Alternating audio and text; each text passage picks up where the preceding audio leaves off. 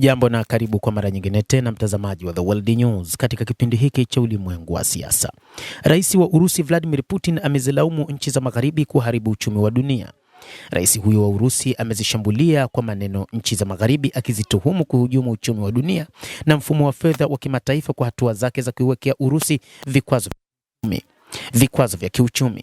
Akihutubia kongamano la kimataifa la uchumi linalofanyika katika mji wa kaskazini magharibi mwa Urusi wa St. Petersburg, Putin amesema mataifa magharibi yamepoteza yenyewe imani kwa ulimwengu kwa kuchukua hatua za upande mmoja, ikiwemo uamuzi wake wa kuzuia mali za Urusi. Amesema kiwango kikubwa cha madeni kwenye mataifa hayo nacho kimechangia kuanguka kwa imani ya nchi nyingine duniani kwa taasisi na hata sarafu za nchi za magharibi. Putin pia ametumia hotuba yake kusifu mchango wa mataifa yanayoendelea kwenye uchumi wa dunia na kupuuza thamani inayoonyeshwa kuwa uchumi unaosuasua wa Urusi. Kongamano hilo limefanyika chini ya kiwingu cha wasiwasi wa usalama kufuatia mashambulizi ya drone yaliyofanywa na Ukraine katika mji huo siku chache zilizopita.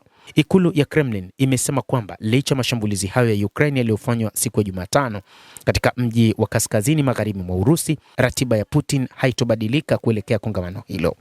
Jukwaa hilo la mwaka huwaleta pamoja wafanyabiashara na wawekezaji kutoka mataifa mengi duniani kwa majadiliano kuhusu uchumi na kutia saini mikataba ya kibiashara. Kongamano hilo limefanyika katika wakati ambapo uchumi wa Urusi unakabiliwa na hali ya mdororo kutokana na vita vyake nchini Ukraine. Taifa hilo limeshuhudia kupanda kwa bei za bidhaa, nyongeza ya kodi, upungufu wa nafasi za kazi na kufungwa kwa biashara.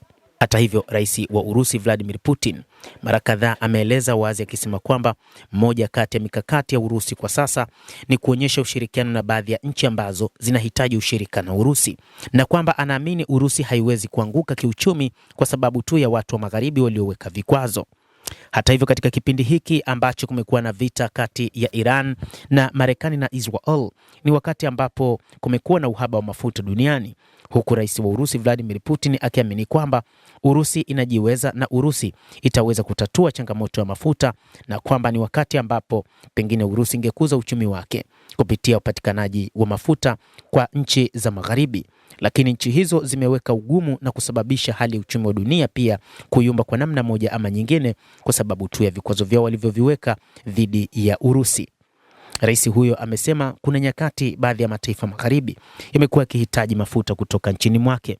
Lakini pia ni wakati ambapo amesema nchi ya Urusi inatathmini kwa kina juu ya washirika wake na namna ambavyo inaendesha baadhi ya washirika wa magharibi wamekuwa wakiangalia kwa jicho gani nchi hiyo ya Urusi. Endelea kutufuatilia mtazamaji, na nikusihi usisahau kulike, usisahau kucomment, kadhalika usisahau kusubscribe channel yetu hii ili upate habari hizi kwa mapana kupitia The World News. Naitwa Adam Hussein.